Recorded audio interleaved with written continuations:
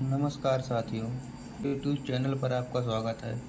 आज हम इस वीडियो में आरआरबी एनटीपीसी 2019 और आरआरबी एनटीपीसी 2024 की वैकेंसी की तुलना करेंगे, जिसके अंतर्गत हम यह देखेंगे कि 2019 की वैकेंसी में प्रत्येक जोन में टोटल कितने फार्म पड़े थे, टोटल कितनी वैकेंसी थी और एक सीट पर प्रतिस्पर्धा थी। इसी के आधार पर हम ये निकालेंगे कि 2024 की जो वैकेंसी आई है उसमें एक सीट पर प्रतिस्पर्धा कितनी है। तो चलिए वीडियो को स्टार्ट करते हैं। ये जो चार्ट है, इस चार्ट में 2019 और 2024 की पूरी वैकेंसी का डिटेल है। तो चलिए स्टार्ट करते हैं। देखिए, आरआरबी जो भोपाल जोन है उसमें टोटल वैकेंसी 997 थी। 2019 की जो वैकेंसी निकली थी एनटीपीसी की, उसमें टोटल 997 वैकेंसी थी और टोटल फार्म कितना पड़े थे, 5,91,618 और एक सीट पर स्पर्धा कितनी थी, 593।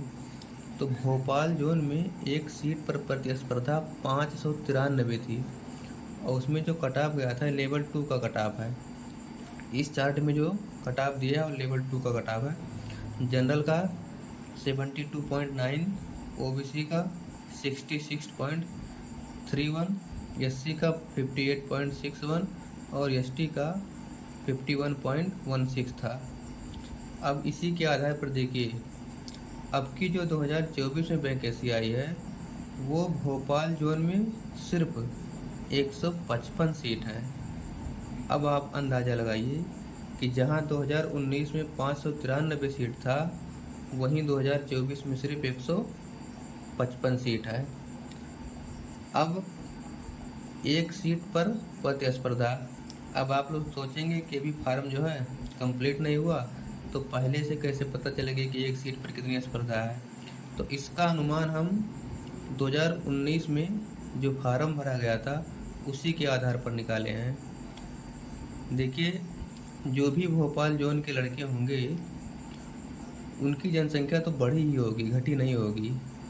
लेकिन फिर भी हम मान लेते हैं कि 2019 के बराबर ही अगर फार्म पड़ा है 2024 में भी, तो उसके अनुसार एक सीट पर जो प्रतिस्पर्धा होगी वो 3,816 होगी, जबकि 2019 में कितनी थी, 593। अब आप इसे समझिए कितना कंपटीशन ज़्यादा है आपकी। जहां 2019 में एक सीट पर 593 था, वहीं 2024 में 3,816 है।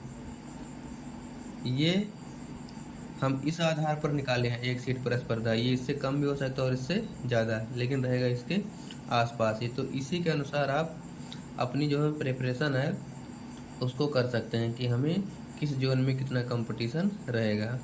अब दूसरा देखिए, दूसरा जोन अहमदाबाद है। अहमदाबाद में 5,54,676 फार्म पड़े थे, जिसमें कितनी वैकेंसी थी, 1,024 थी। एक सीट पर कितनी स्पर्धा है, 542 है। अब की देखिए 2024 में 516 वैकेंसी है, तो प्रति सीट पर स्पर्धा कितनी है, 1,074।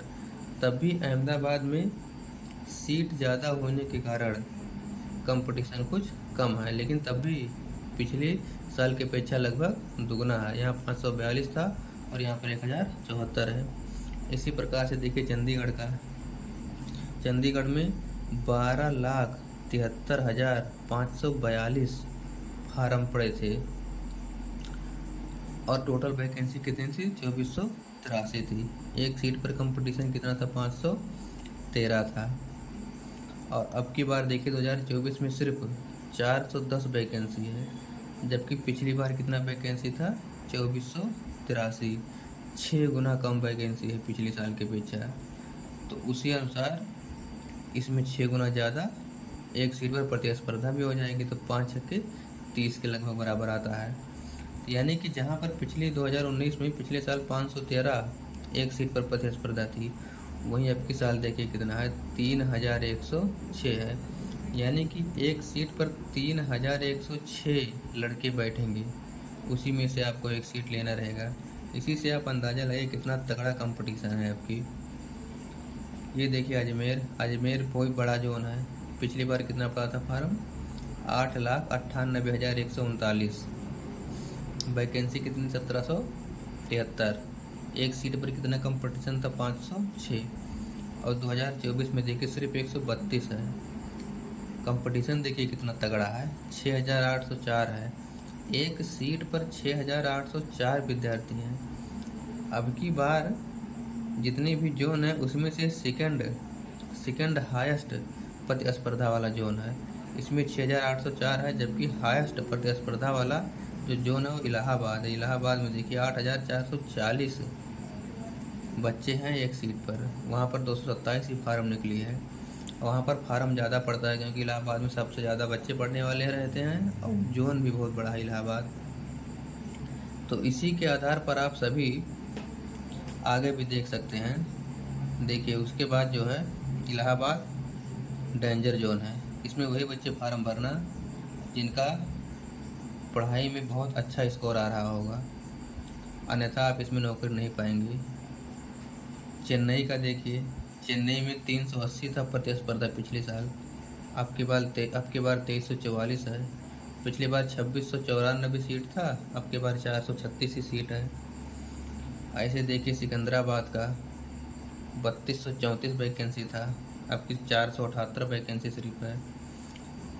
प्रतिस्पर्धा 379 था, अब की बार 2563 है।